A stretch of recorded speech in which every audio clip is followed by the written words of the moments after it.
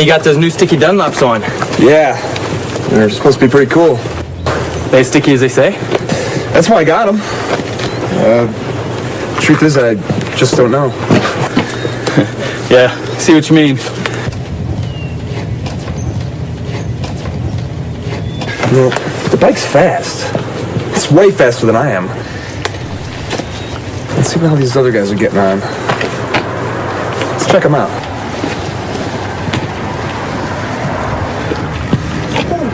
Whoa. Oh, whoa. Now, this guy's brave. He can really lean it over. Hey, look at those foot pegs all ground away. Jeez. And that tire. Gosh. Can I help you, gentlemen, with something? Is this your bike? Yes, she is. Hey, how do you do something like this with a bike like that? I guess I learned a few things in my days. Yeah, I guess so. You got any advice for us? Advice? It's a very interesting topic. You brake straight up.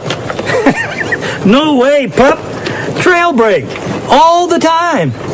No, bro, I'm pretty sure you're supposed to countersteer in the turns. Just get more seat time. You'll improve. No way. You got to plan out your laps. Be safe. What you do is you downshift to slow down. No. Use the brakes. No, man, it's countersteering. Body steering, man. It's body steering. You got to be smooth. One can hear a lot of advice about riding. Here. I started with this. Yeah. That's the Cornering Bible. Go ahead and read it for a week. And go ahead and bring it back to me. Wow, thanks. No problem. Take it easy, guys. Thanks, you too. You see you around. Hi, I'm Keith Code. We hear lots of advice about how to ride. Some of it's destructive advice, some friendly advice, and some useful tips. Let's see how advice stacks up against the technology of riding. Take how to steer as an example. Most often, our first vehicle had 3 wheels, like this tricycle. Turn the bars to the right, and it goes right. Turn to the left, and it goes left. Simple. Our first ventures out on 2 wheels usually involved training wheels. Now we have a 4-wheeler.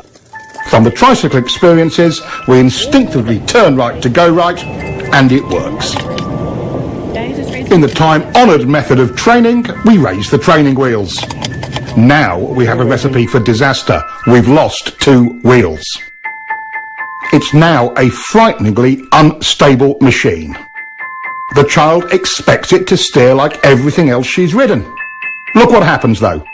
She steers to the right and the bike tips over to the left, just like all 2-wheeled devices. Just go for it. Even with all the bad advice, out of our sense of survival, we somehow make it work. She has never balanced. But do we understand the underlying technology of it? Look ahead of Keith. All 2-wheeled vehicles steer differently to 3- and 4-wheelers.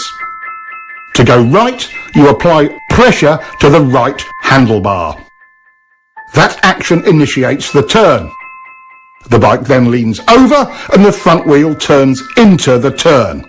It's called counter-steering. That's why training wheels are so confusing at first. It's counter to everything the child has learned. There you go. There you go. Hey, good job. Listen, kid. Steering is simple.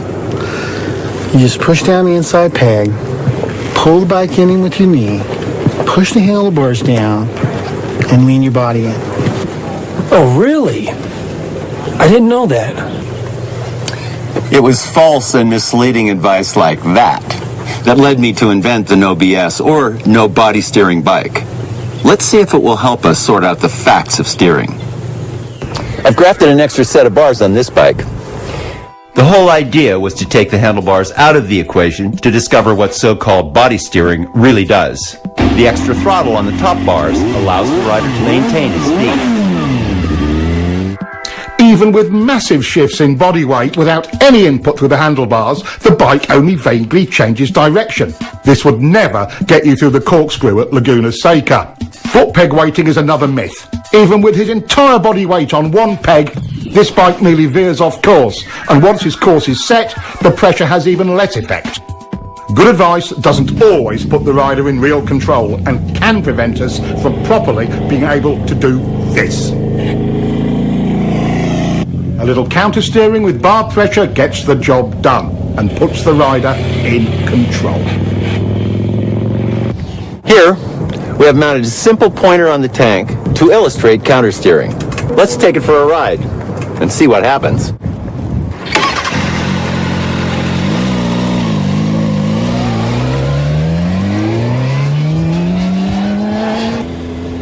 See how the pointer shows the bars moving first to the left and then right, and vice versa? This is counter-steering. It's the only way to accurately steer a motorcycle. It really is simple. Just press on the bar and the bike responds instantly. That's all you do, and it works all the time, every time, even with only one finger.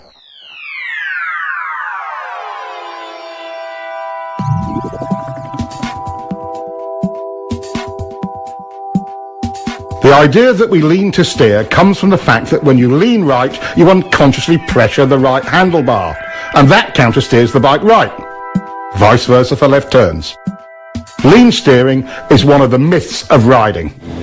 Some believe body steering works because they can maneuver the bike with their hands off the bars. When we move our weight around on the bike, it actually creates a counter-steering action. Look at the pointer. Some riders are confused about how they steer a bike once they are in a turn. It's exactly the same.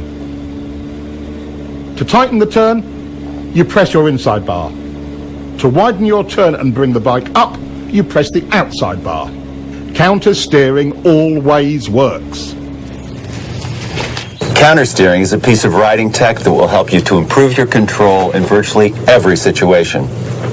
Let's take a look at some other parts of riding.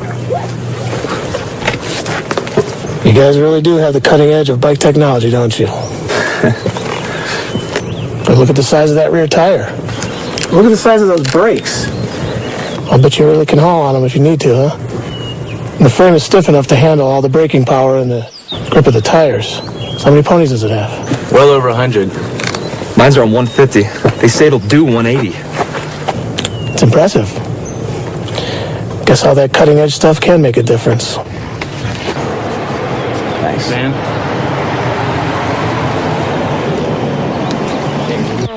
But sometimes the cutting edge cuts the rider. What's needed is the riding technology to match the machine's technology. After over a century of development, motorcycles are truly precision cornering machines. But that doesn't eliminate rider error. What stops most riders from being able to use all of that potential?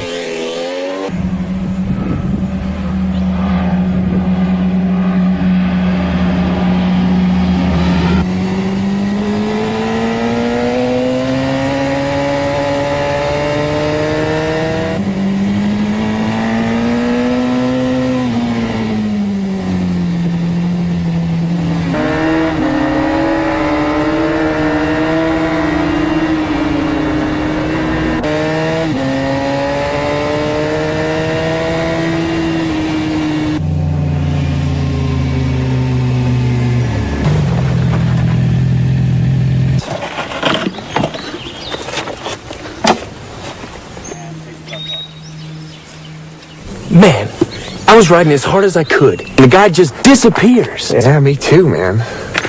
Hey, is there anything in that Twist 2 book he gave us about riding harder?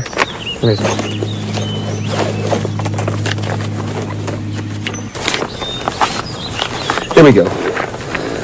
To make real improvement, riders can expect to reach a high level of technical skill, but only if they ride at 75% of their limit.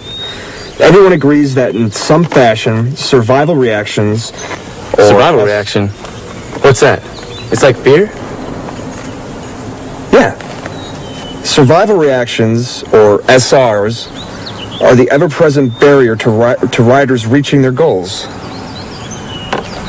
That's right. Every time I try to up the pace, I get myself into all sorts of problems. It's like I'm afraid to push my limits. But I'm not sure what I'm afraid of. It's me too. It's definitely my personal limit. I describe it more like a mild panic. Oh, let's ride. Let's see if we can get out. Where's my key? Where's my key? What do you mean? I never took it out. It's not here. Look in the bag.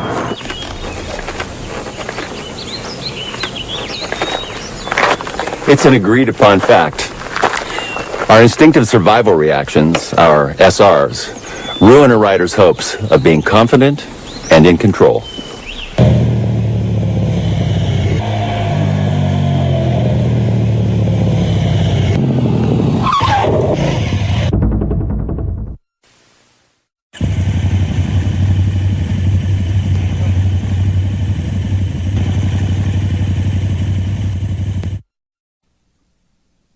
In riding, there are 8 distinct so-called survival reactions, or SRs, and we can see all of them in this one incident.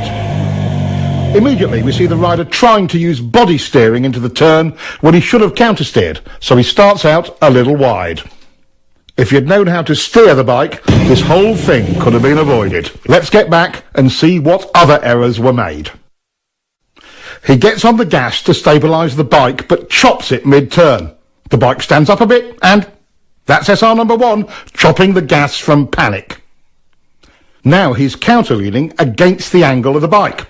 This increases bike lean angle, but doesn't tighten up the turn as he had hoped. This is another SR. Now the bike is unstable and running wide, so he tightens his grip on the bars. Our most common SR. None of this helped. He's running wide and panics. He's looking everywhere but where he should be. Around the turn. This is visual panic. He target locks on the very thing he doesn't want to hit. An SR? You bet. In a panic, we go where we look. He's steering directly towards the log where his attention is locked. SR number 6. With his attention tunnelling down, he cannot steer effectively and becomes frozen on the bars. Yes, SR number 7. He can't turn, so he jumps on the brakes. Our 8th SR. His lazy steering started the whole mess, but when he chopped the throttle off, it got worse. First, let's take a look at throttle control and how it works.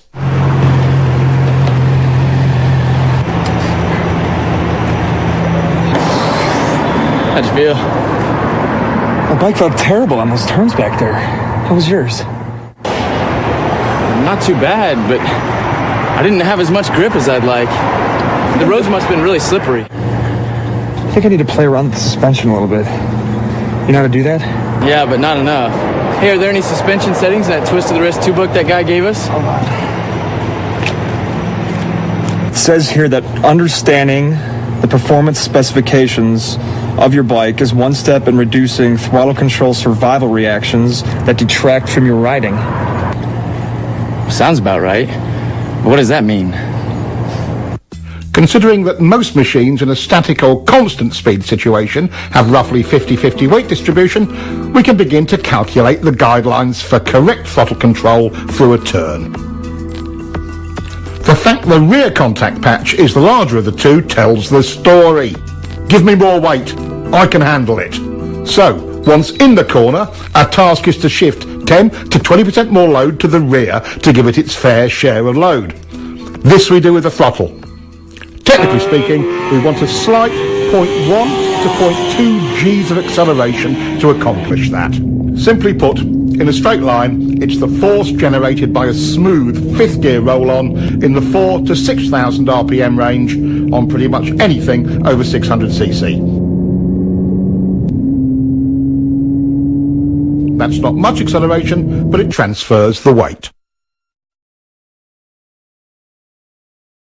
Whatever the RPM range, we must maintain the weight transfer by continuing our throttle roll-on. Throttle control rule number 1. Once the throttle is cracked open, it is rolled on evenly, smoothly and continuously throughout the remainder of the turn. This is not just a racing technique. It applies to all corners on all motorcycles.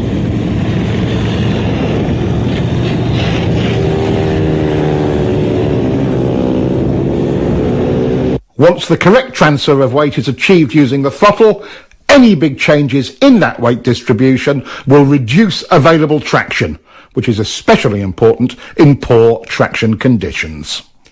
Once the bike is fully leaned over, violating rule number 1 with poor throttle control will underweight or overweight that particular tyre bike combination. Here again, even in poor traction conditions, good throttle control gives maximum stability and grip. Slides aren't the only negative result from rolling the throttle on and off.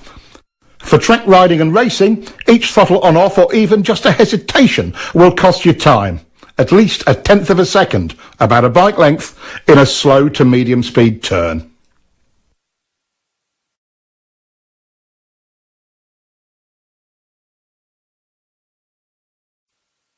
In higher speed turns, the same throttle error will cost you even more. The effects of wind drag are substantial at higher speeds.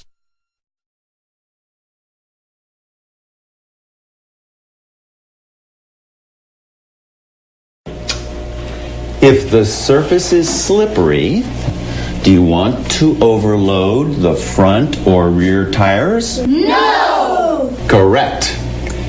If you're rough or inconsistent with your throttle control, will it reduce traction?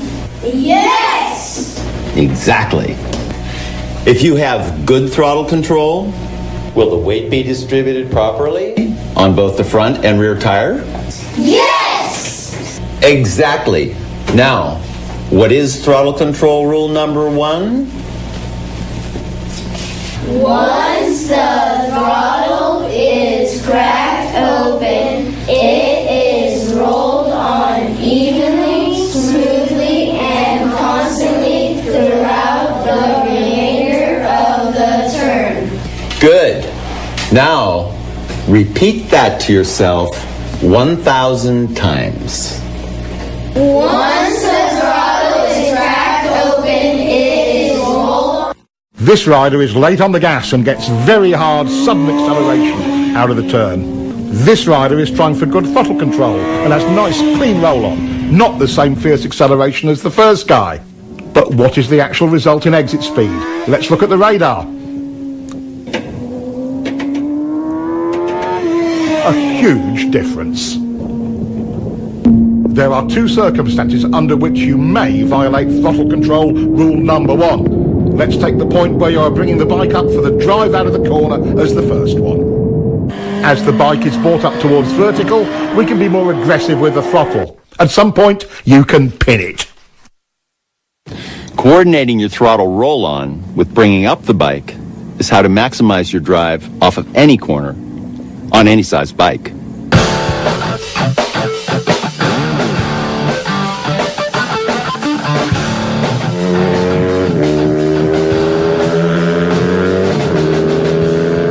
Most riders wait until the bike is nearly upright before they increase the roll-on rate. The skill of it is in accurate timing of the pick-up and roll-on. What difference does it make? Quite a lot. The second exception to throttle control rule number 1 is traction control. Riders can be far more aggressive with mid-corner and exit throttle. Double apex turns are the other exception to the throttle control rule. Since you're actually dealing with 2 turns, it's okay to roll off or stop the roll on between the 2.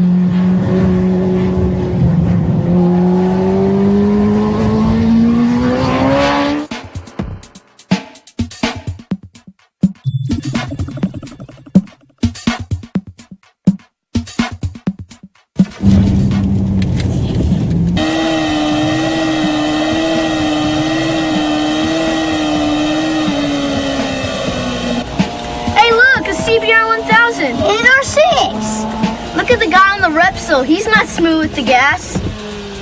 I bet his wrist hurt.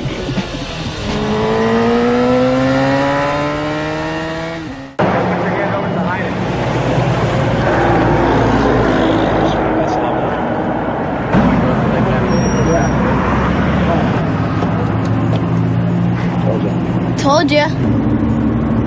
What are you looking at, kid? Your tires. What do you kids know about riding? Once the throttle is cracked open, it is rolled on evenly, smoothly, and constantly throughout the remainder of the turn. How long have you guys been riding?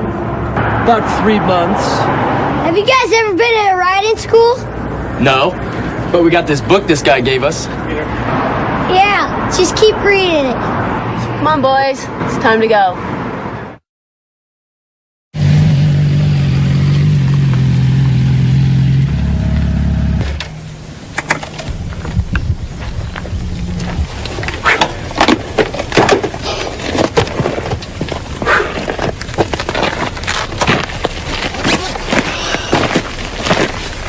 At some of those places, I just couldn't help myself. I kept rolling in and out of the throttle. That was cool. Completely perfect the whole time. Really? That's funny, because I still can't get a continuous roll on. That's SR1. Rolling out of and on and off the throttle when you shouldn't. That's right. Survivor reactions. How could I forget that? Good handling means predictable traction, and good traction depends on your suspension working well. In mid-corner, on a properly set up bike, the forks and shock work best in roughly their mid-stroke range. With good throttle control, you can see the forks working in their mid-stroke in mid-corner. Is that as good as it gets? Is the bike happy? Are you happy when the bike is happy? Yes, yes, and yes. At what range do we want the rear shock to operate? In the middle, of course. That's its most compliant range. That's its sweet spot, just like the forks. Once you get back on the throttle, weight begins to transfer to the rear. The rear shock becomes our main concern because we must now rely on it more for stability and traction. Contrary to popular opinion, getting on the gas hard makes the back of the bike rise. That applies to both chain and shaft drive bikes. As it rises, the rear suspension becomes stiff. This results in the rear tyre not being able to follow the road's surface as well, and traction is reduced. This becomes abundantly clear when we look at front wheel speed compared to rear wheel speed on a straight. There is quite a bit of tyre slippage, and look at the rear suspension's position. Nearly topped out. Again, it isn't working well. With good throttle control, we get what the bike is designed to deliver: working suspension and optimum traction. Another downside of survival reaction number 1, chopping the throttle, is reduced ground clearance. Not only does the front compress, so does the rear, which further reduces your clearance. Perfect examples. When the rider is hard on the brakes, the front end wheel feels heavy. Under braking, of course. Check it out.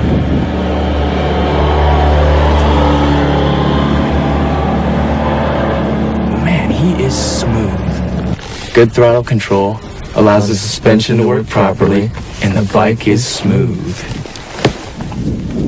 Let's see if we can catch him.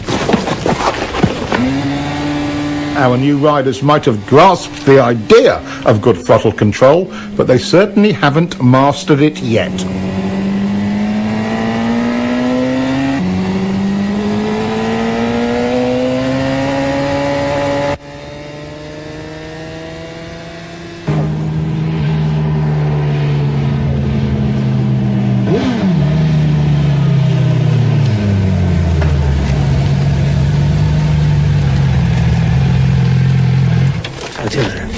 Bye.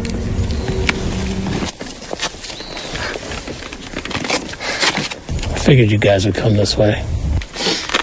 Well, we figured out why you're so smooth.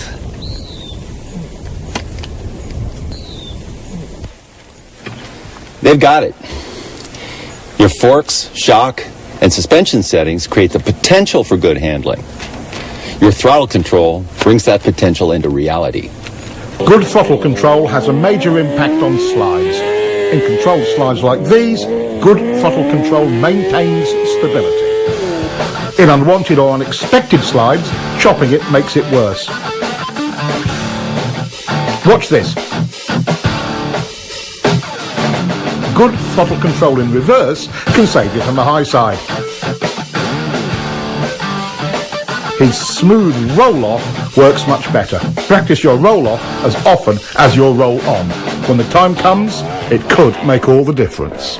Without getting into anything really nasty, like oil on the road, What are the usual conditions that activate our off-the-gas SRs? How about some of these? Water and sand are two big concerns for most riders. While you must not be aggressive with the throttle in situations like this, you certainly don't want to chop it either. What is your best bet if it's really slippery? Well, pick it up as best you can. The less lean angle, the better.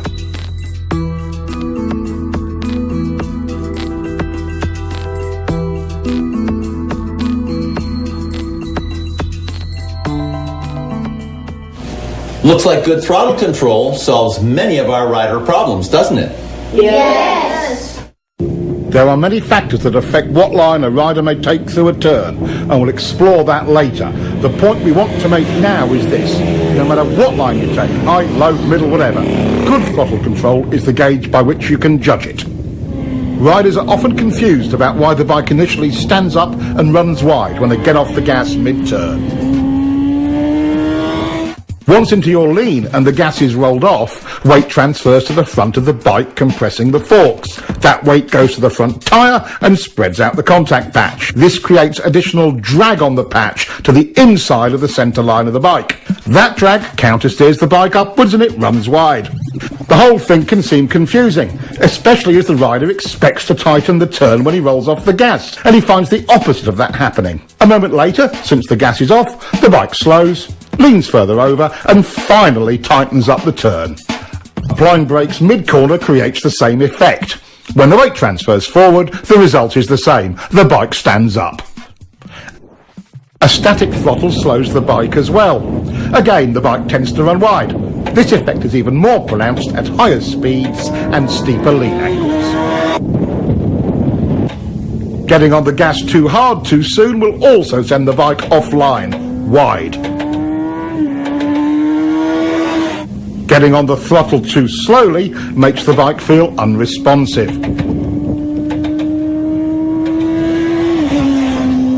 As we see here, with good throttle control, the bike looks and feels stable on its line and leaves the corner faster. Getting the feel for how much throttle the bike wants and needs to be stable and have good traction and hold its line is the art of good throttle control.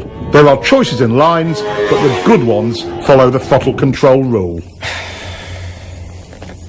Jeez, I'm running wide on the exit almost every time, and I'm following the throttle control rule.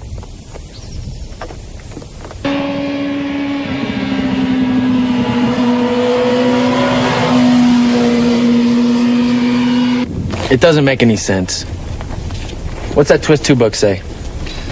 You get on the gas as soon as possible. Well, I'm definitely doing that. But still, I coming out, I can't hold my line. Well, yeah, mine's holding a line. It's just unstable at the beginning. I'm not running wide on the exit, but my bike doesn't feel planted till I get to the apex. I don't know what we're doing wrong. Let me take a look.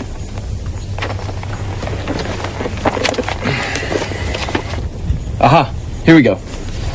To meet the throttle control standard, steering is completed before you get it on. This doesn't mean at the apex, right before, or just after, or at any particular part of the turn. It means as soon as possible once the steering is completed.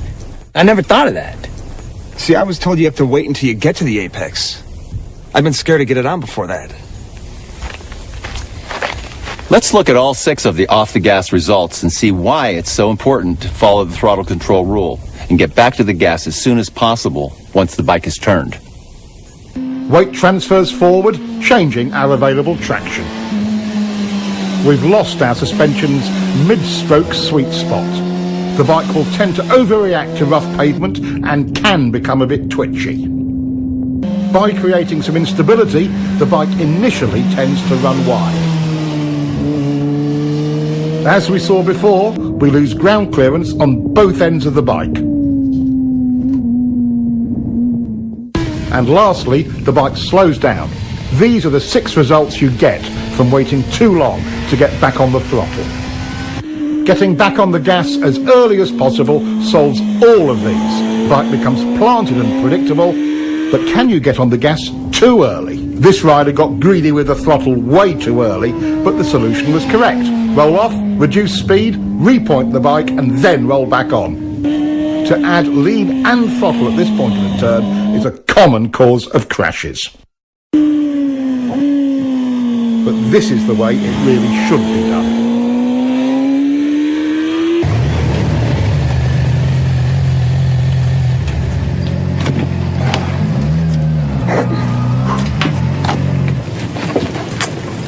Hey, no more chicken straps. Yeah. I guess we both have a better understanding of throttle control. And we're more confident in the level of grip. Right. Throttle control is a secret to getting the most out of your bike. But there's one place you really need to go to see if you have it nailed. The track. I'll see you guys at the track.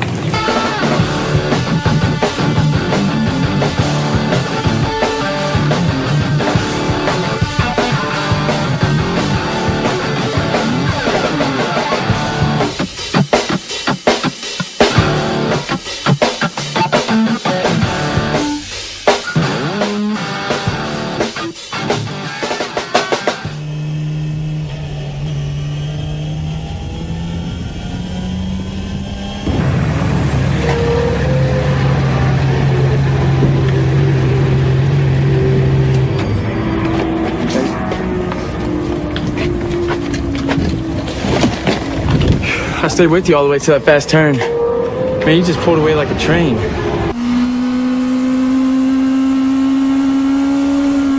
That's because you were charging the turn. Charging turns is a common rider error. Being fearless with the speed and brakes coming in often adversely affects entry and mid-turn throttle.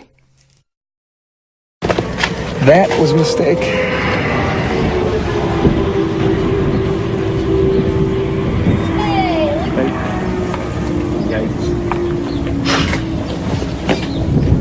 All right, so when my arm is rising, I'm rolling on, and when it's falling, I'm rolling off. So my left hand is telling you guys what my right hand is doing, okay?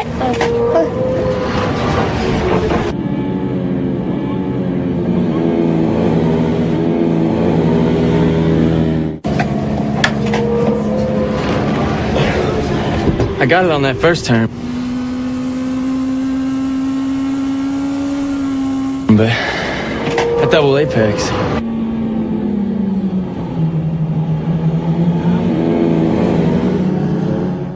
Well, man, you're still charging the turns. Yeah, you're right. That's SR number one in another form. I'm greedy with the gas going in there, then coasting and losing too much speed. Charging your turns just masks your sense of speed. Let's take a look.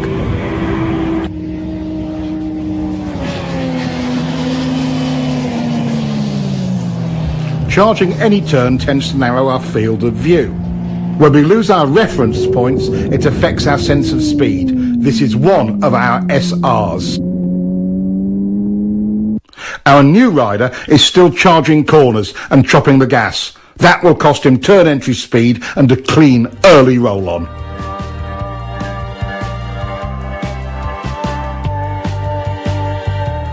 This looks pretty rough. Even in slow speed situations, the throttle is our friend. Nothing else will stabilise the bike. Once you've mastered your throttle control SRs, you have taken a giant step towards control over the bike and confidence in yourself at any speed.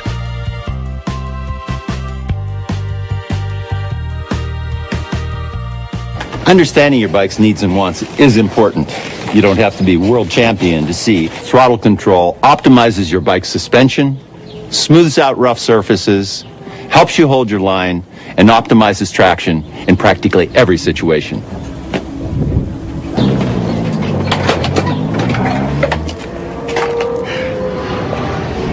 Man, this track riding is really hard work. Yeah, I got a really bad forearm pump. I could hardly grip the front brake. It's like riding motocross all over again. We gotta get ourselves down to the gym and work out a little more often. Yeah. My first reaction is to tell them both to relax. let's take a close look at how excess rider input creates instability and tires out the rider. Here again, holding on too tight causes the rider to receive too much input. The tighter you hold on, the bigger the bumps seem. Small shakes from the front end are amplified as well. Why are the bars moving? What are they searching for? They're trying to find a position that will stabilise the bike by maintaining the correct tracking of front and rear wheels. The bike does this without any help from the rider. If the rider could hold on tight enough to stop the bars moving, he would only amplify that wobble. The force he puts into the bars creates resistance and a ploughing effect at the front tyre's contact patch. Now the back of the bike wants to rotate around that resistance and the wobble becomes even worse. Setting a wheelie down crooked is an extreme example of this.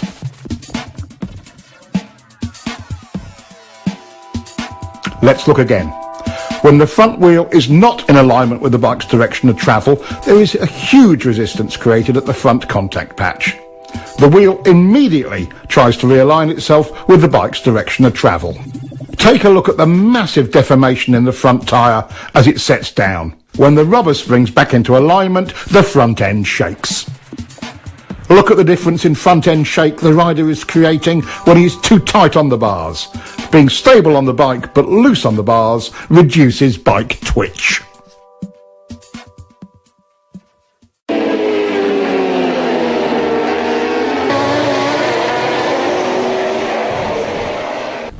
Holding on too tight transfers engine and road vibration to your hands and arms, tiring them out and making them numb. This in turn causes you to hold on even tighter. This same elevated level of feedback can, again, easily distort your sense of speed. When the rider responds by tightening up on the bars, it gets worse. This is SR number 2 once again, tightening on the bars. Over poor surface conditions, a rider who tenses his back gets out of harmony with his bike and will tend to bounce in the saddle. This causes extra suspension action. Your legs are a terrific help to your bike suspension in these situations. Riding light in the saddle using your legs with a loose and slightly arched back helps enormously. Most riders become anxious about being blown around by other vehicles or the wind and tighten on the bars. As the upper body is buffeted by the wind, the bike is being steered by the wind. Ride loose like this and the wind's effect on the bike is reduced. Other key rider jobs are similarly affected by holding on too tight. Being stiff on the bike while riding through bumpy turns tends to turn the throttle on and off. Suspension and traction are affected because good throttle control is not maintained. Riding loose solves this.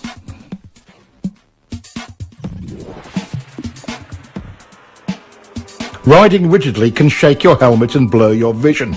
The more you try to brace yourself and hold your head still, the more it shakes. This can even make your neck sore. Limber and loose is smooth. Do you ever find yourself making steering corrections while in the corner? This is another part of survival reaction number 2, gripping the bars too tightly. As the bike runs wide, or feels like it's running wide, survival reaction number 2 kicks in and steering corrections occur.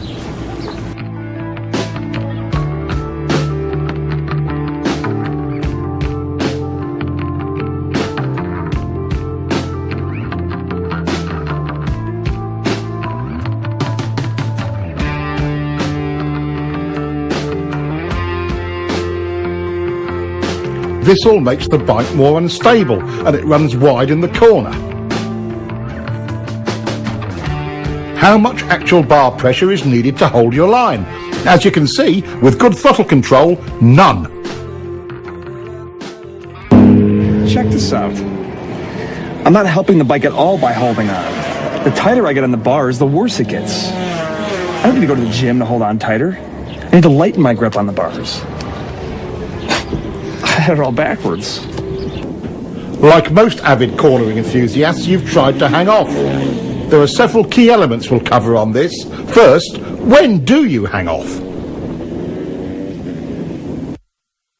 One of the more common beginner errors is moving over into a hang-off position right at the turning point.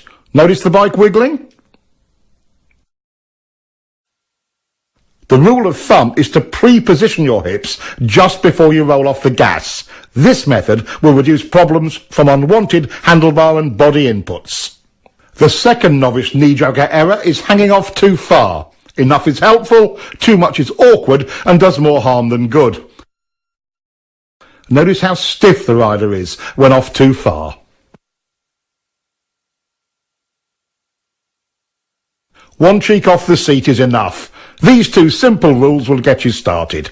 Hang off early and not too far.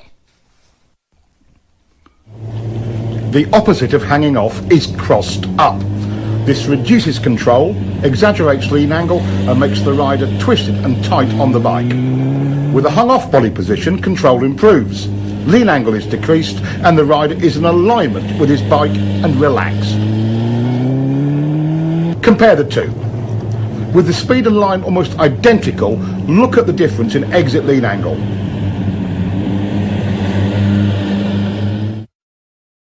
Less lean equals more throttle and better drive. Now let's compare straight up riding with hanging off and see if there is a difference. Here he is riding straight up. Once again, at nearly identical speed and line, there is a measurable difference in lean. Body position on the bike can positively or negatively affect your riding. He could have gotten over sooner for this corner. Getting over before turning, he's smooth as silk entering the turn. Both errors here, moving over while turning, and he's off too far. The problem is compounded when you lose connection with the bike. He's remedied that. Now back up a bit. There he goes. His arms can now be loose and relaxed.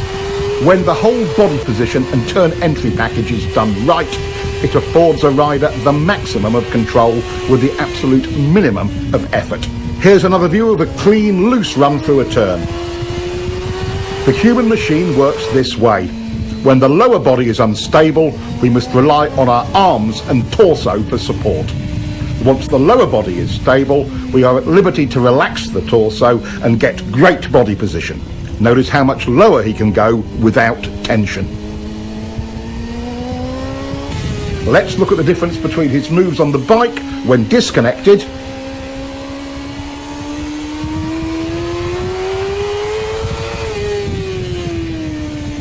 and compare that to locked onto the bike firmly. Much more relaxed and in control.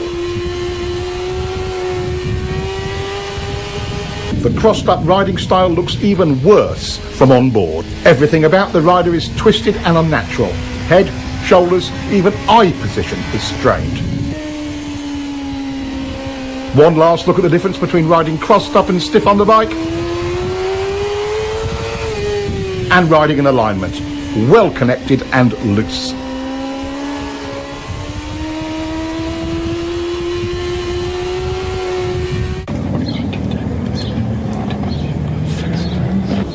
It's easy to see how we can create instability with the bike.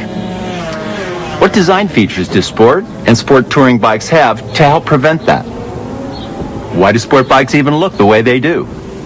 High-backed seats anchor the rider more firmly, reducing the need to hang on by grabbing the bars too tightly. Large tanks help provide a better perch on the bike. Some riders use it for elbow or forearm rest during cornering. They can also provide a resting place for the upper torso. Knee cutouts on the tank's side provide a more stable way to hold on, allowing the rider to use the bars less. Rear set foot pegs are really important. They give the rider a more stable perch for moving around on and steering the bike. If this bike had cruiser pegs like this, it would be unrideable. In fast turns, trying to anchor yourself firmly on the bike requires something to hold on to.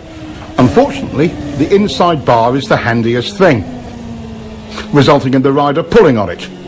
This makes the bike go to the outside of the turn because you are counter steering. Gripping the bike with one or both legs eliminates this problem. Resting an elbow on the tank can help. The hanging off style can have another unfavourable side effect. By pulling yourself from one side of the bike to the other using the bars, you will make the bike wiggle. Anchoring yourself firmly on the bike and using your legs to move reduces unwanted handlebar input and avoids the problem. Is a motorcycle truly out of control when it's sliding? How do you save it when the front or rear tyre gives up traction? Why don't the fast guys always crash when their bikes slide?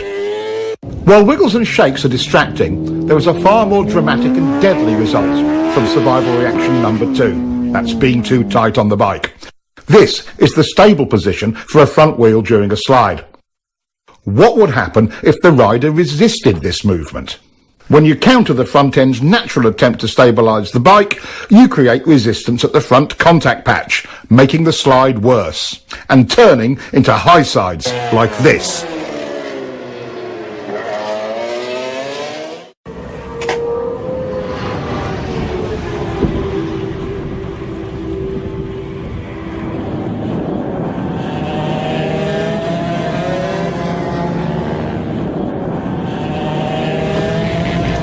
My rear tire must have gone off. It's sliding in turn 3. Problems? I didn't know you were out here. Yeah, sliding in turn 3. How's your throttle control through turn 3? Really good. I've already worked that out. You have any arm pump? Yeah, now that you mention it, I think I do.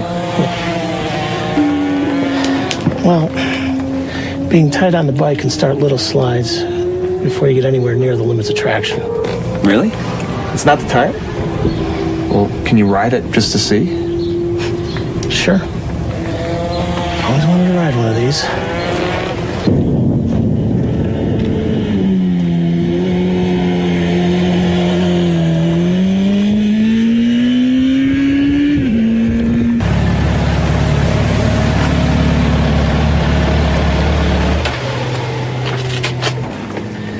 So how was it?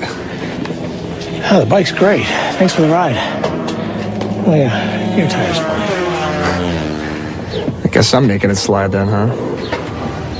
SR number 2 strikes again. I'm just too tight on the bars. Try it again. I'll follow you. Really? Thanks.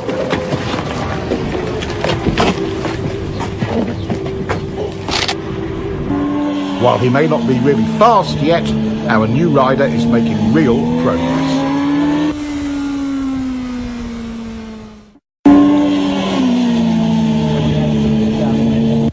The 3 most common reasons for front end slides are 1, over-braking going into turns.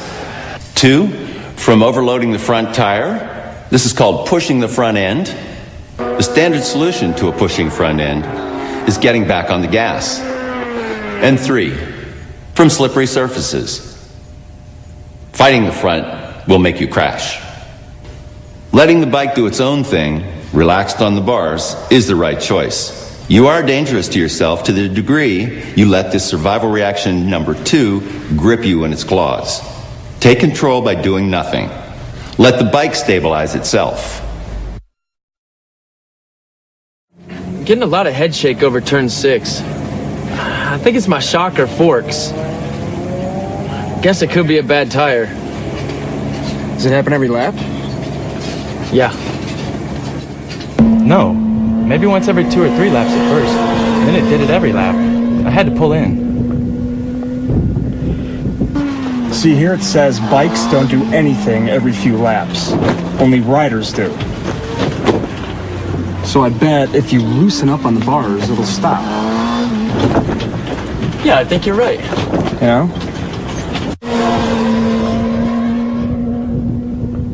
We can contribute to or detract from the bike's inherent stability by understanding its demands and eliminating any unwanted or unneeded inputs. Take braking. With the weight forward, stiff arms, and up on the tank, the bike stoppies. With less bar pressure and the rider stabilised by the tank, the bike is more stable. Back in the seat with loose arms gives controlled braking. Even with severe lock-up, control is much improved. An all too common error is twisting to the inside of the bike. He's trying to gain stability but creates tension. Even if you don't hang off the bike, stabilising your body is still important. Gripping the tank with one or both of your knees as you go into and through the turn is simple and efficient. The more firmly you anchor yourself, the easier it is to relax your torso and arms. For mid-corner, suspension is set up for a given amount of weight fore and aft. The bike cannot compensate for you moving around on it. As we've covered already, get into your fore and aft position on the seat early and stay there.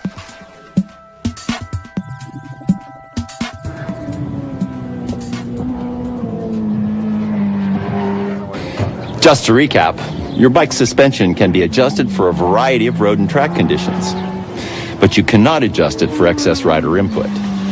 By being loose, the rider allows the bike's suspension to perform at its best. The main points of rider input are: hanging off too late creates instability. Get over early. Hanging off too far creates instability as well. Being disconnected on the bike looks like this. Locked on is better. Twisted on the bike. Going with the bike. The seat provides stability, and so does the tank.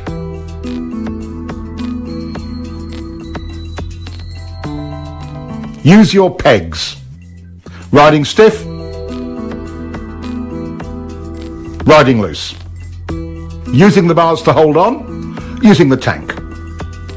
Tight equals front end shake. Loose is stable. Crossing on the bike. Going with it. Tight, it slides. Loose, it recovers. Acceleration head shake. Acceleration stability. Braking instability. Locked on in the seat gives good braking stability. Yep. All those things have happened to me. Yeah, you should just let the bike do the work. I'm causing my own handling problems and making myself tired. Stabilising the bike is the rider's goal in any corner. Throttle error or entering a corner too fast are two of our known enemies in getting that result. But perhaps the most important of all is your line through the turn. Having a poor line through any corner makes the rider's job of stabilising the bike with good throttle control all but impossible. We've already explored counter-steering and know it gives us effective and precise control of the bike's direction. But there are three underlying principles to steering that you must understand. There are three tools we use for executing our line. 1, where you begin the turn.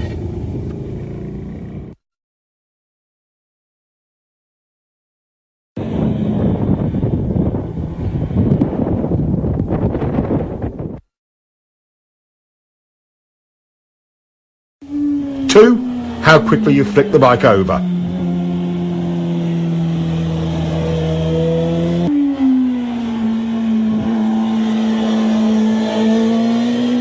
3, how far you lean it. Let's investigate the first one, where you start the turn, and see how it can affect your cornering.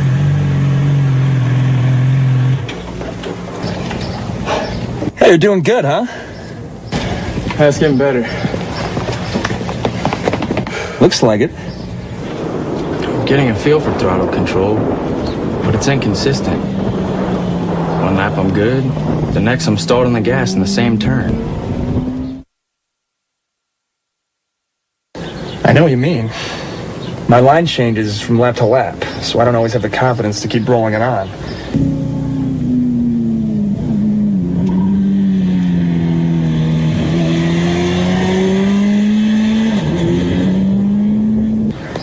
Gets to me.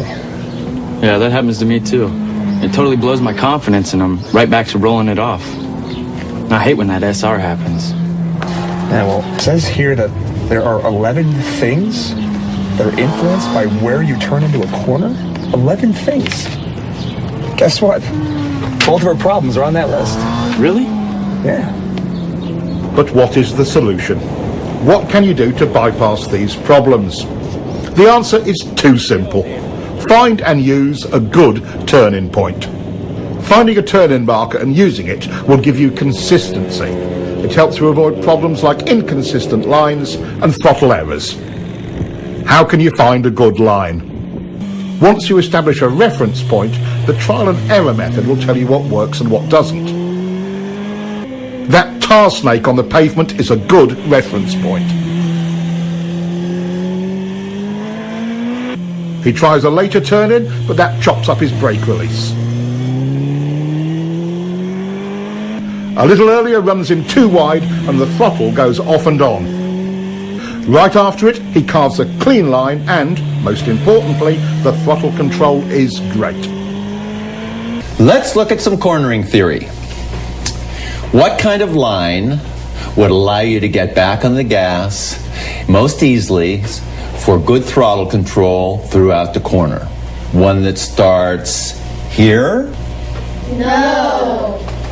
Good. One that starts here? No. All right. How about this one? Starts here? Yes. Good. There are actually 11 ways your turn entry position or your turn-in point affects how you corner. First, let's look at your overall corner speed. He's taking an early turn-in, resulting in an inside line. It's plenty fast coming in, but slower mid-turn and exit. Turning in later, trying to straighten out the turn, allowed him to get back on the gas earlier. Your entry point has a huge effect on overall corner speed. While the low inside entry had a high approach speed, it was slower mid-corner and exit.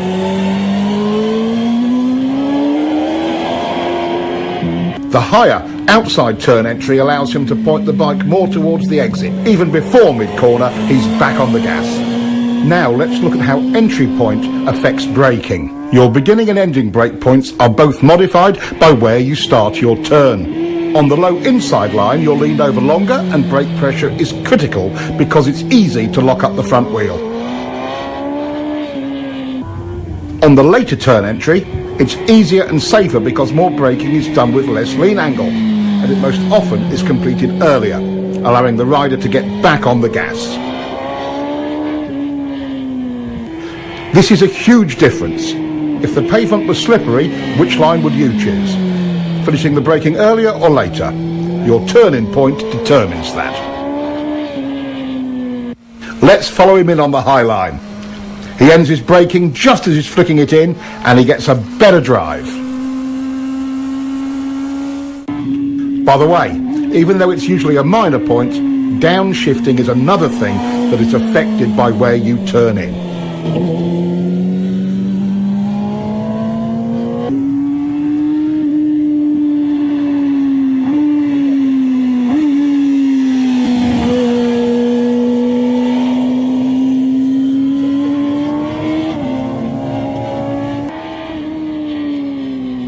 Of the key tools of turning, one is how quickly you can get the bike over.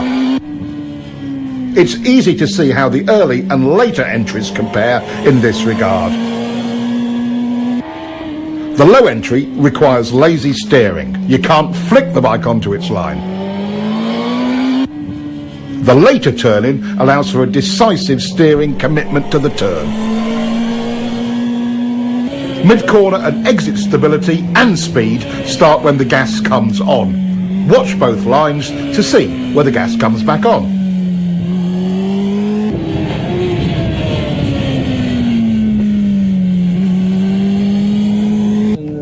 Our later entry rider was able to get back on the gas 37 feet earlier. That's 5 bike lengths. Earlier on the gas means stability through more of the corner. Your turn-in position has an enormous effect on that. That's 6 points so far. A good drive off the turn is number 7. Low line entry checks your drive because number 8 on the list, lean angle, also comes into play. You are leaned over further and longer from a low line entry.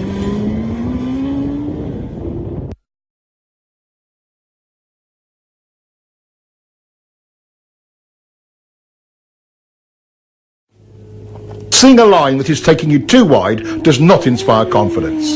Seeing one that points you further up the road does.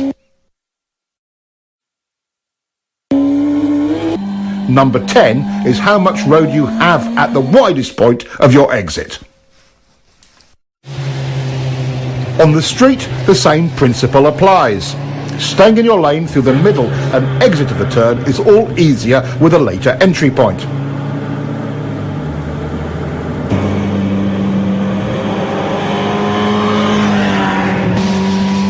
This helps reduce panic and provides riders with a greater margin of error in regard to oncoming traffic.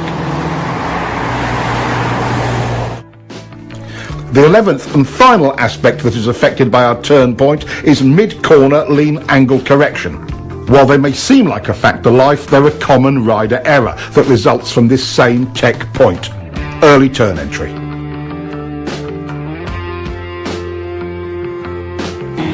Throttle control rule number 1. The clean, continuous roll-on is always easier once you have established a workable turn point. The single biggest cause of SR number 1, going off the gas when you should be rolling on, is a bad line.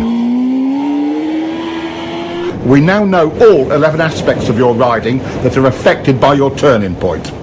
Let's quickly review them. 1. Where the brakes go on. 2. Where the brakes go off. 3. Where the throttle comes back on. 4. Where the bike is pointed once fully leaned over. 5. Where will you finish the turn? How wide will you run at the exit? 6. Where will you downshift? 7. How much lean angle will you use? 8. How many, if any, steering corrections will you make? 9. How quickly or slowly will you have to steer the bike? 10. How much speed you can approach the turn with? 11. How quickly or slowly the throttle may be applied. Good. Those are the 11 things affected by your turning point. Now, let's look at how quickly you turn the bike and how that affects your cornering.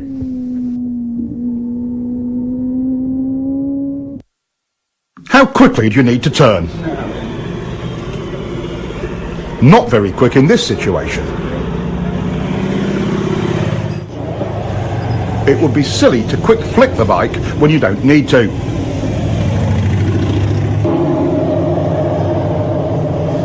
Here's the perfect flick rate. Being able to get a quick, clean flick has many advantages.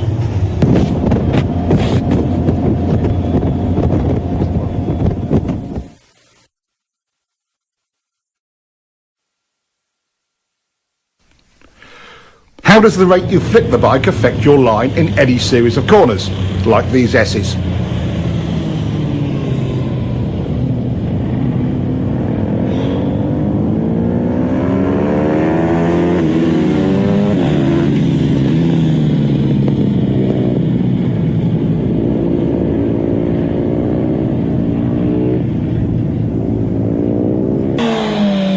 This rider's turn rate was too slow to get him on line to set up for the next corner.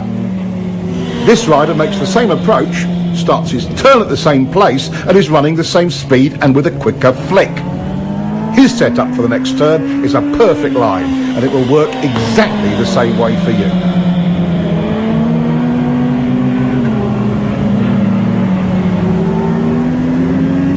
Once you begin your turn, where do the cornering forces start to push you?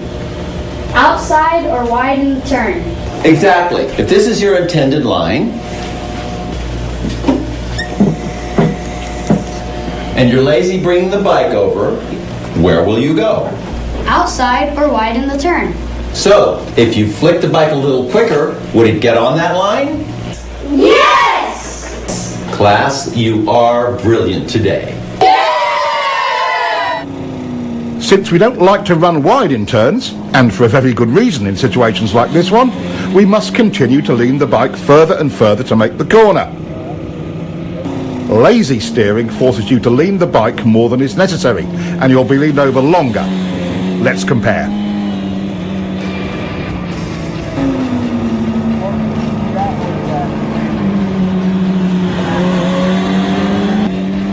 The quicker flick brings the bike onto the desired line. No extra lean needed. Look how much space he has on the outside of the turn. That would come in handy on the street, in an emergency, or on the track for speed.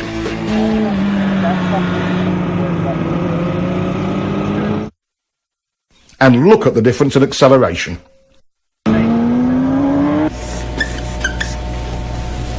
What are the immediate benefits of getting the bike turned quicker? More control. Yes, that's true. But why do we have more control and confidence?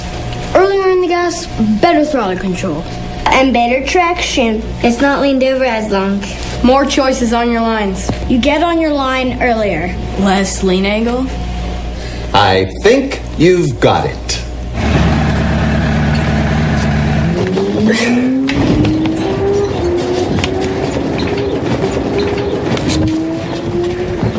Are they even in school? Maybe that's a version of homeschooling, huh?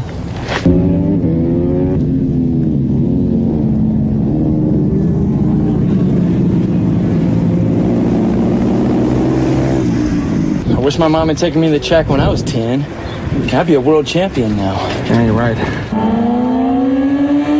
The approach speed and turning point for both riders was very similar. So what was the key difference that got this one through and put this one in the dirt? Let's look again. At this lazy steering rate, even if he leaned it over further, the results would have been the same, or worse. The simple solution is flicking the bike quick enough to make the line. Now, what will happen when they increase their turn entry speed? His result would just get worse. With a higher entry speed than before, this rider still makes his line. It's quite simple. In turns like this, as the speed increases, so must your flick rate. The route to confidence with turn entry speed is nothing more or less than faith in your own ability to get the bike turned quick enough. Okay, we want to be able to turn the bike as quickly as possible for lots of reasons, like accident avoidance, to not run wide in turns or off the road, avoiding being late on the gas and adding excess lean angle.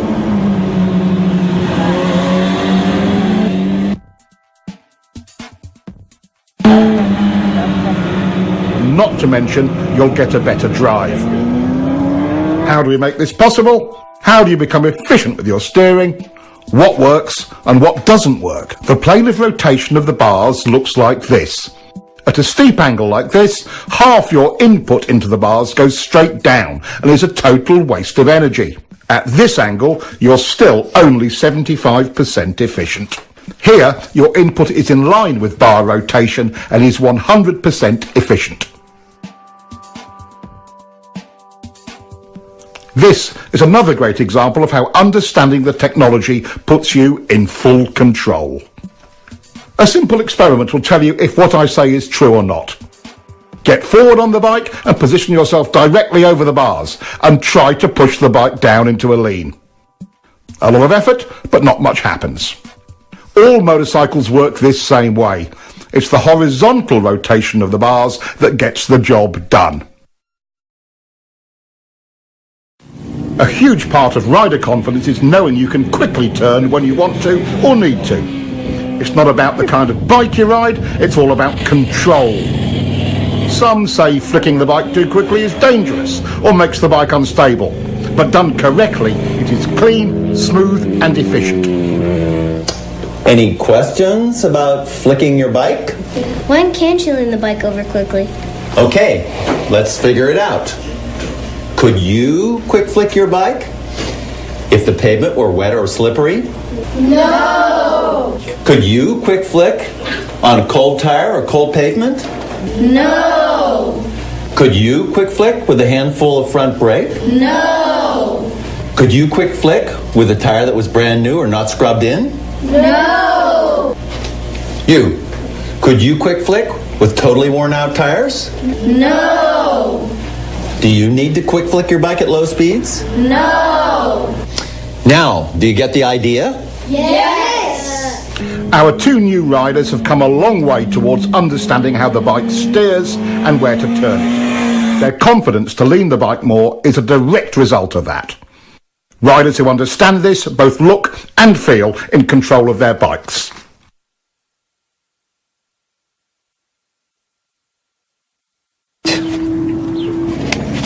It's amazing.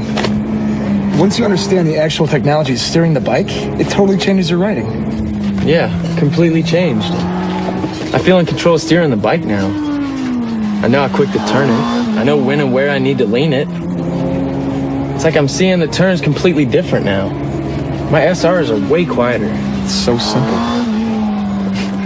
Yeah, once you understand it. In double apex turns like this one, things can sometimes feel a little busy. Trying to maintain a continuous throttle roll-on only runs you wide, because it's really two turns. But the rider has more choices. Just roll the gas on a little bit and hold it there. Not horrible, but not really stable either.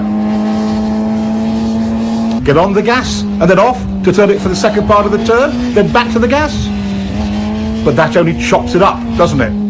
He could go in hard and brake a bit, then on the gas again. That could work, but you'd better be super smooth. Okay, how do we do it? Timing is critical. Getting back into the throttle early stabilises the bike.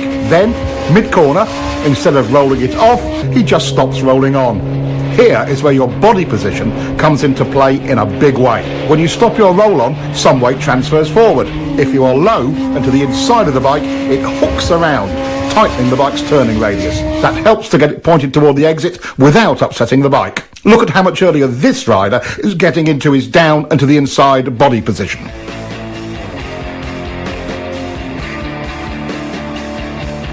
Here we see an average hang-off position.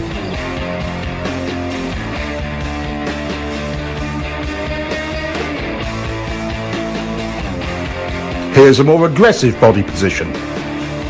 Notice he's able to hold a tighter line.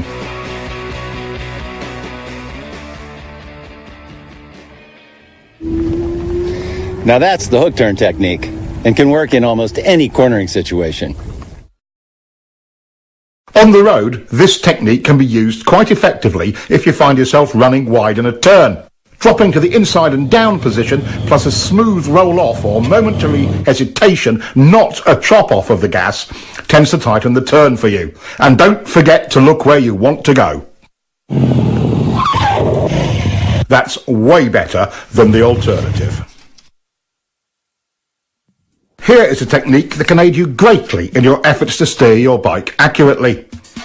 We quite naturally push off or pivot from our trailing foot to produce maximum power and control.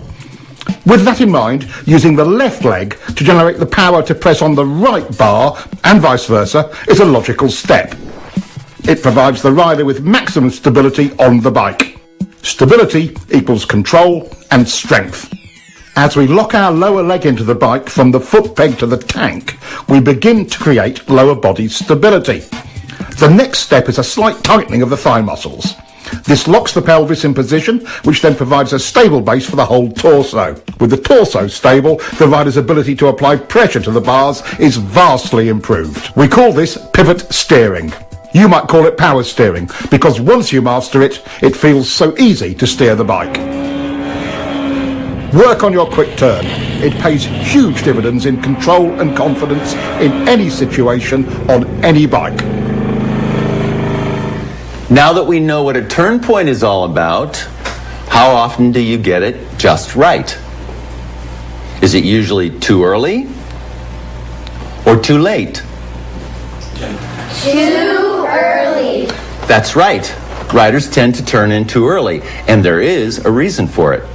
Would you like to know how to change this part of your riding? Yeah! Going where we look is an unfortunate survival reaction. In fact, it's SR number 5. For example, if this rider looks at the inside of his next turn, he will go there.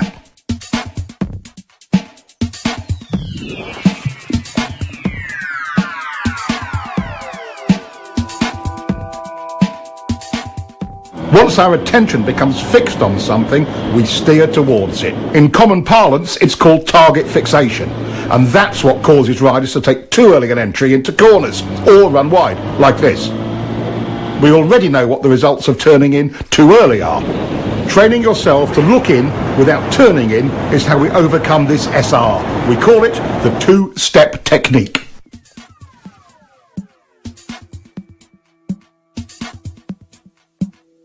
It's also the key to finding a line that doesn't take you in too early, even on unfamiliar roads. Your first step is to estimate a turning point on the road ahead. You don't know the road, so you're just establishing a temporary reference point. Step 2 is find your mid-corner position. Where you clip the inside of the turn is your apex. The trick here is looking in to find it without turning the bike in at the same time. Now he looks in, but notice how he is staying wide in the corner. Now, would you be able to see a line from this position? No. Keep looking, but don't turn yet. How about from here? Not yet, but it's getting better. Okay, now you can see your apex clearly. That's exactly where your turn-in point should be. Nothing provides more confidence than knowing you're on a good line, and it does wonders for your throttle control.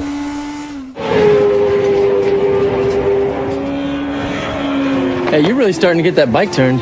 Yeah, I just wish I was more consistent with my lines. I'm feeling kind of lost. Well, you know there's 4 chapters in here about vision. There's a technique in one of them. It's called the two-step that's supposed to help. Two-step. Let's take a look and see if we can sort out his inconsistent lines. He ran pretty wide on that pass. Let's see how he is timing his look in and turn in. Big mistake. He's looking and turning. Now he's not running as wide, but it's another different line. The two-step visual technique solves more than just where to turn into a corner. It can also help with your consistency. In the end, your lines will only be as accurate and consistent as your visual skills. Knowing exactly where you want the bike to go before entering, using the two-step technique handles that. Applying the two-step technique allows the rider to gain space and time at the entry of the turn, to apex and pick up his next turn point accurately. Once you truly learn to lead with your head and eyes, you'll be able to enter all corners smoother, more accurately, and, for track riding, usually faster. It's as good as it gets. Using the two-step turn entry technique also helps combat the look-in, go-in early SRs. By training yourself in this technique, you will always be 2 visual steps ahead in every turn entrance. Wow, what a great technique! I don't feel rushed to the turn point. I mean, at all.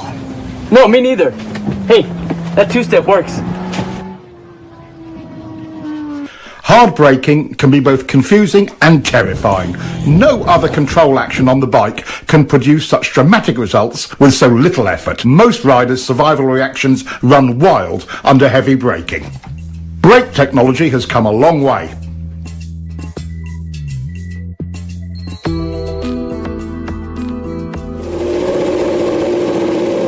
These improvements give riders far more choices on how to brake. But the laws of physics still govern how hard we can use them. Brakes, just like the throttle, are lean angle sensitive. The more lean angle you use, the less you can use either of them. This brings up all kinds of questions about technique. Should I do all my braking straight up? Or should I trail the brakes into the turn?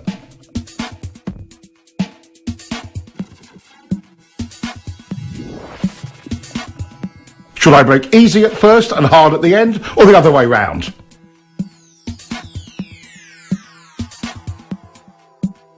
How about easy, then hard, and then easy again?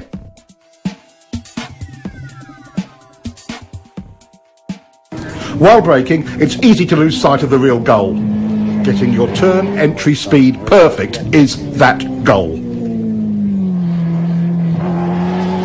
With that in mind, which brake pressure sequence is best? Turn entry speed errors are easiest to make when you are hard on the brakes towards the end of braking.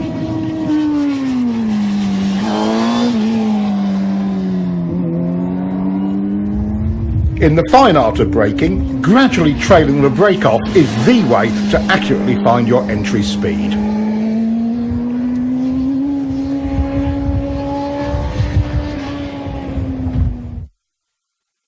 Straight up or trail braking, it's the exact same problem. Maintain control of your entry speed.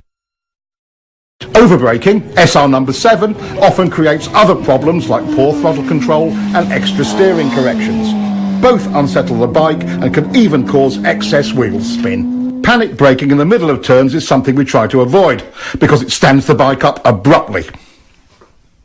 Unconsciously, we apply pressure to the bars to maintain our line. That additional input is one of the primary reasons for trail braking crashes. Restraining bar flutter does not let the front end follow the road, which reduces available traction even more. Despite its dangers and drawbacks, trail braking is a useful tool.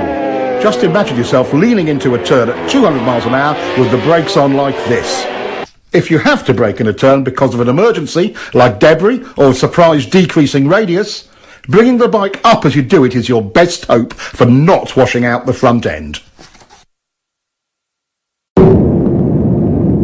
Simultaneous braking and downshifting smooths things out and reduces distractions.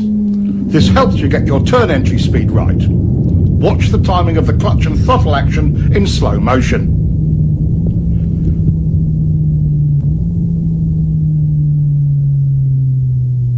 Slipper clutches seem to make this unnecessary, and modern electronics will probably make it an obsolete technique someday.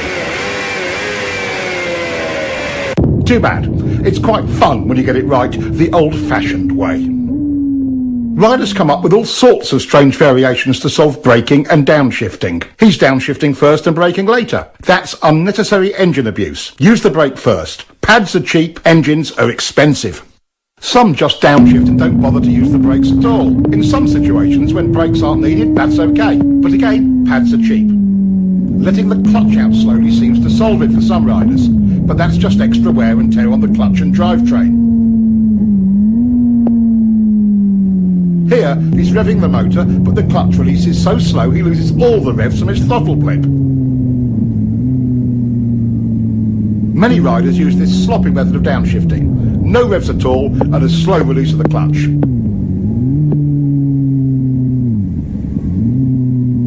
Getting too big a throttle blip over-revs the motor and causes the bike to surge forward with each gear change.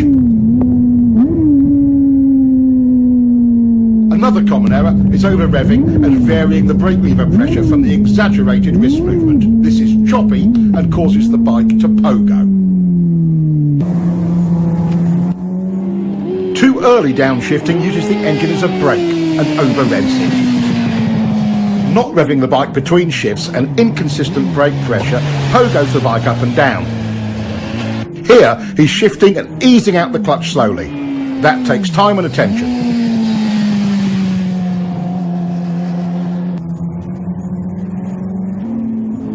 He's revving it, but too high and still on and off the brake lever, pogoing the bike.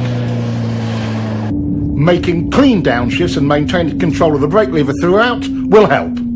Letting your fingers slide over the brake lever while you control the pressure works really well. Downshifting without the clutch is another way of handling it. Careful timing of the throttle blip and the gear lever makes it surprisingly easy and smooth, with or without a slipper clutch.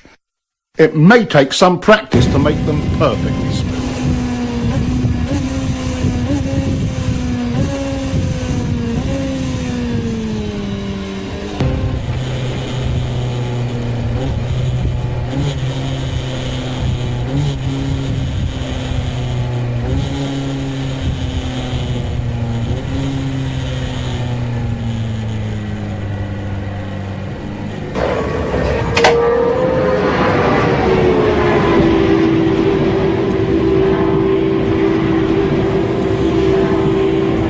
Hey, you guys were looking pretty good out there in the corners. Thanks. You know, we learned a lot from your book. That's great. I'm really glad to hear that. I did notice one thing, though. How do you guys feel about your braking and downshifting? I see.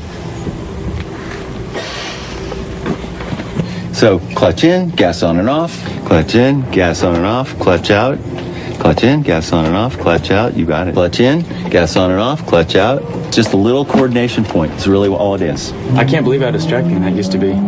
Oh, absolutely. And even after I improved my visual skills, I was still feeling rushed at the turn entries. Well, you know, I guess this is a pretty good example of how little coaching can really help. Oh, man.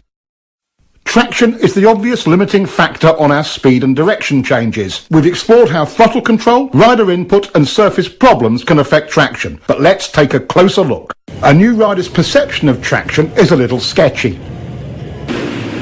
As we gain more experience with traction, our perception improves. There are some classical approaches to understanding traction used by average riders and pros alike. They can give riders a new perspective on tyre grip. It's a classic route to understanding traction. Here's Keith's solution to understanding traction. He calls it the lean and slide bike.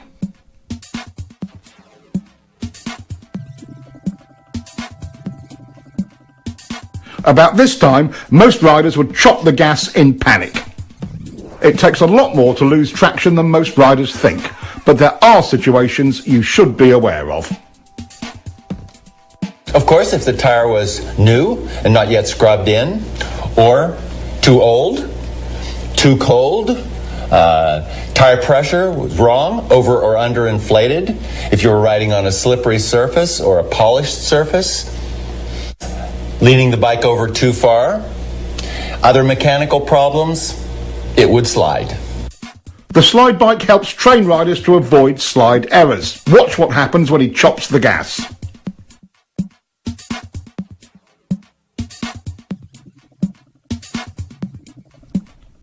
As we've already seen, when rolled off, not chopped, it is far less violent.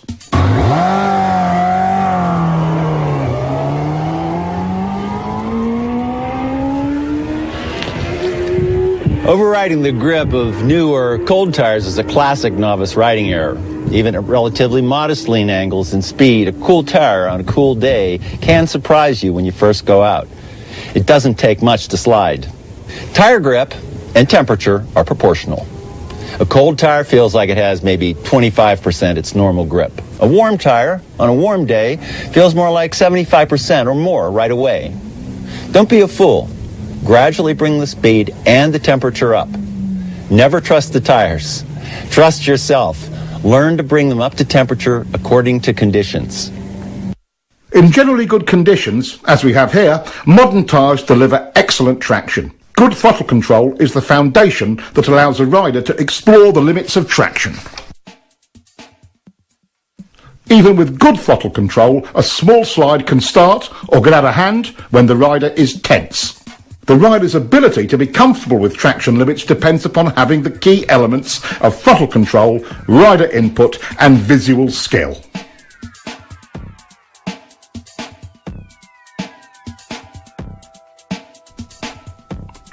Two other aspects of traction are important to understand. The more lean angle you use, the less side grip you have.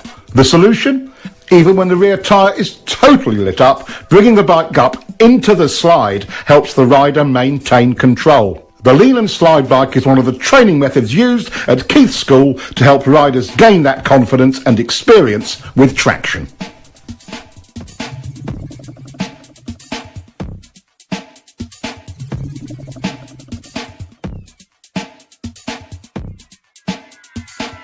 All 7 factors, visual skills, steering, turn points, line, rider input, lean angle and picking up the bike must be under the rider's control for him to be confident with the throttle and with traction.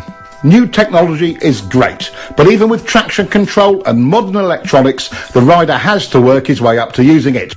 Being in control of these 7 factors is the quickest and easiest route to confidence. I'm so stoked. This twist tube book really helped my riding out. Totally. Feels like I'm making improvements every ride I take. It's as if there's no limits.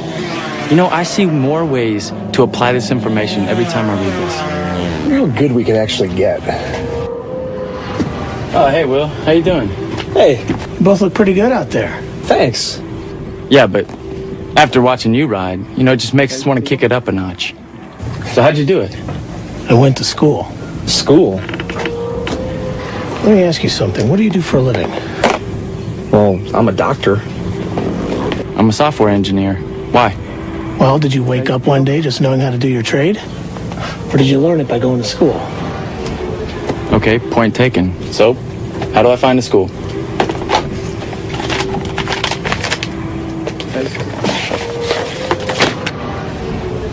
Is this where you went? That is where I went. California Superbike School. Really? Best training you'll ever get. See you, Will.